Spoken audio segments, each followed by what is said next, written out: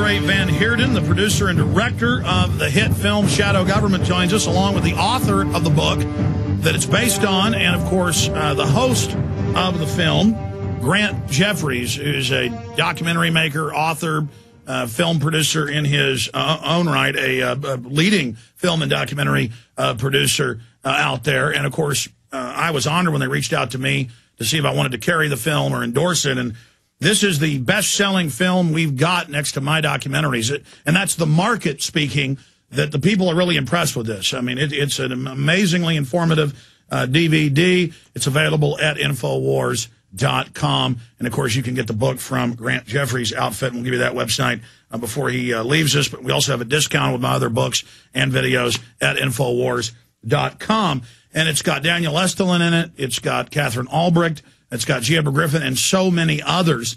And it's really waking people up, because it's not just the naked body scanners that are going in or the cell phones tracking us or the RFID. This has been globally agreed to by the UN. It's globally standardized, and it is a beast system. Even if you don't believe Revelations, for all intents and purposes, that's what this is. Total control, where they can even predict human activity before it happens by tracking your previous activities, not just individuals, but groups of people. And it's covered in the film Shadow Government. So I want to thank André van Heerden and Jeffrey Grant, or Grant Jeffries, for joining us here today. Gentlemen, good to have you on with us. Thank you, Alex. Thank you. Where do we start? I mean, you wrote the book, Grant Jeffery. Break down what the Shadow Government is, why you have that title, and in a nutshell, what's being built. And then let's go through the film and break down the information in it. Well, I believe, as a result of 20-some years of research, that we are very, very close to the imposition of a global government that none of the citizens of the Western world, in terms of a majority, want. Every time people have been asked if they want global government, the vast majority love their nation, their history, their culture, language, and they want to keep their things as they are.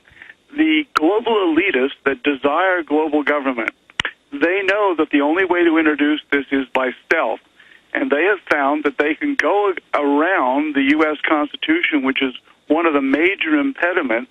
The founders of the U.S. Constitution were brilliant men that were very afraid that America needed to stay out of European entanglements and wars, and they made the Constitution very hard to change.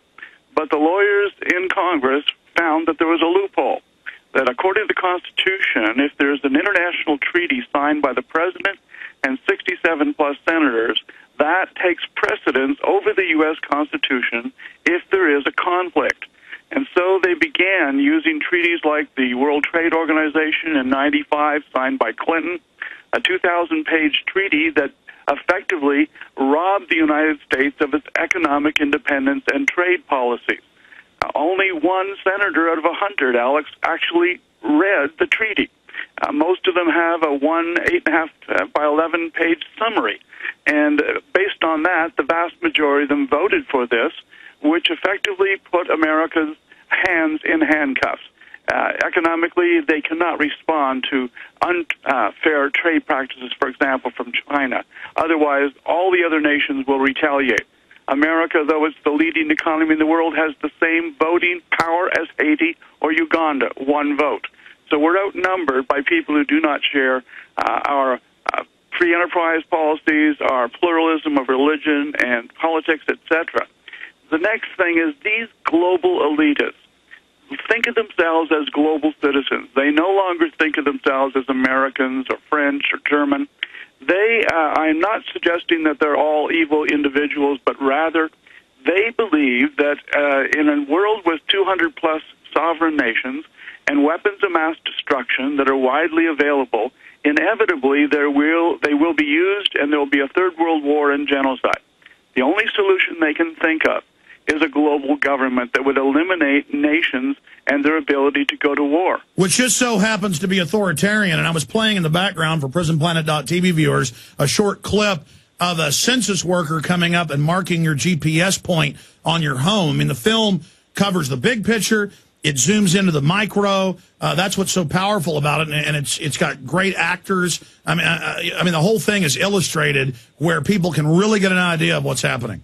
yes, I think that we were able to convey, with Andre's help and direction, the real truth that what is happening behind the scenes is our politicians are ceding our national independence, our constitutional independence.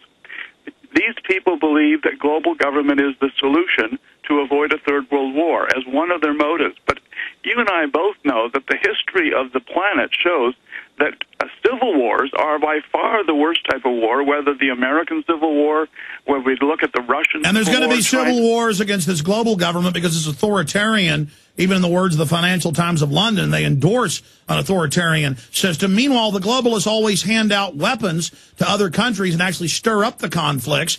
And internal memorandums like State Department Memorandum 200, they talk about starting wars to reduce population. So at the top, they're pure evil. I agree they have a lot of useful idiots that support them at the governmental and academic and corporate level, believing in the propaganda.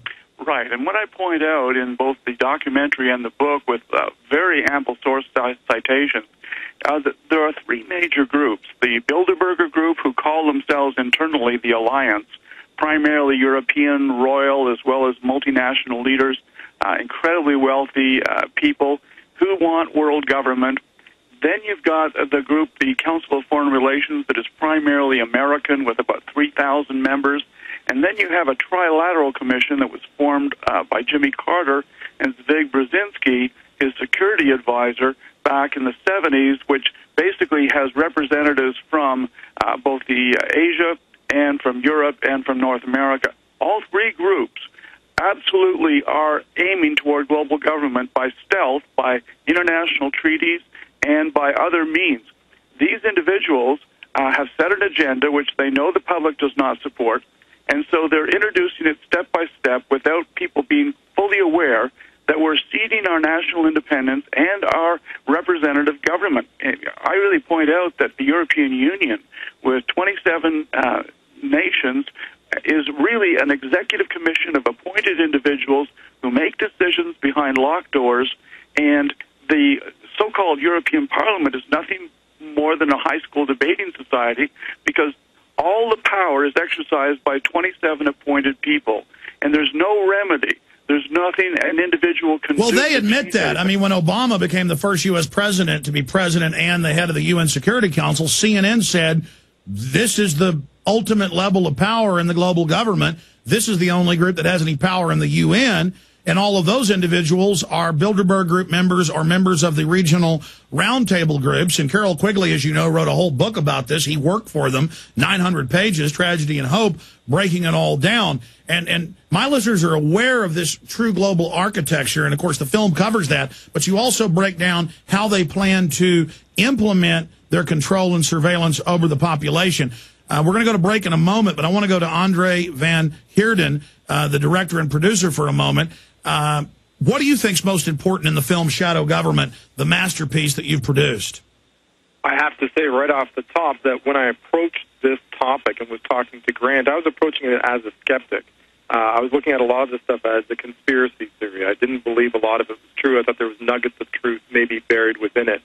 But as I started doing the research and working with Grant and looking at his book and started interviewing the various people, and you mentioned some, Dr. Catherine Albrecht, Daniel Estulin, Richard Griffin, Edward G. Griffin, the information that was coming out and the evidence, the support evidence for all this, the documentation for all this, made it, implicitly clear that this was true.